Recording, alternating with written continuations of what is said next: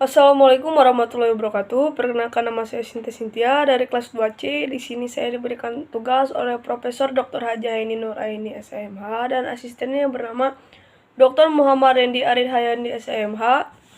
Itu disuruh menjelaskan tentang bab 7, alasan penghapus pidana. Bela paksa yang melampaui batas atau non-reverse excess diatur dalam pasal 49 ayat 2, yaitu berupa melampaui batas pembelaan yang diperlukan pembelaan yang dilakukan sebagai akibat yang langsung dari guncangan jiwa yang hebat. Keguncangan jiwa yang hebat itu diakibatkan oleh adanya serangan. Jadi antara guncangan jiwa yang hebat dengan serangan atau ancaman serangan harus ada hubungan yang kasual. Bela paksa yang melampaui batas pembelaan yang diperlukan dapat terjadi karena alasan yang digunakan dalam pembelaan atau cara pembelaan terlalu kasar.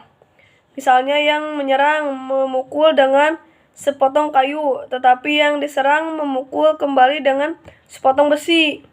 Yang diserang sebetulnya dapat melarikan diri atau menggelak dari ancaman serangan, tetapi dia lebih memilih pembelaan. Non-reverse excess harus dilakukan dalam hal adanya guncangan jiwa yang hebat, perasaan takut, khawatir, atau bingung. Perasaan marah yang sangat bela paksa dapat dijadikan alasan pemaaf dan bukan pembenaran. Selanjutnya ada melaksanakan ketentuan undang-undang, disebut juga Waterworks Force Script yang diatur dalam pasal 50 KUHP.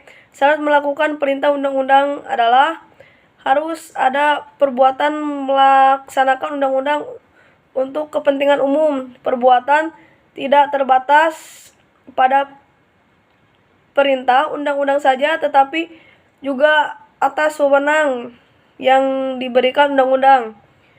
Perbuatan harus patut, wajar, dan masuk akal. Perbuatan yang masuk kategori melaksanakan undang-undang tidak bersifat melawan hukum sehingga masuk dalam alasan pembenaran. Selanjutnya ada melaksanakan perintah jabatan, disebut juga arbitrary bevel, yang bedakan dalam melaksanakan perintah jabatan yang sah, pasal 51 ayat 1 KUHP, melaksanakan perintah jabatan yang tidak sah, pasal 51 ayat 2 KUHP. Seorang yang melaksanakan perintah jabatan yang sah, perbuatannya dianggap tidak melawan hukum, sehingga perbuatan tidak dapat dipidana. Perintah jabatan dianggap sah apabila ada hubungan jabatan antara yang memerintah dengan yang diperintah. Kewenangan yang memberi perintah harus sesuai dengan jabatan yang bersifat hukum publik. Perintah jabatan yang diberikan harus termasuk dalam lingkungan kewajiban jabatan. Alasan penghapusan di luar undang-undang terdiri dari A. Diatur dalam jurisprudensi, yaitu fungsi negatif dari sifat melawan hukum material as dokter hewan. 2. Tidak ada kesalahan sama sekali, taksi. Selanjutnya dengan menggunakan alasan pembenar, yaitu hukum disiplin. Kedua, persetujuan dari orang yang dirugikan. Ketiga, dengan menggunakan alasan pemaaf. Demikian hasil review yang dapat saya sampaikan.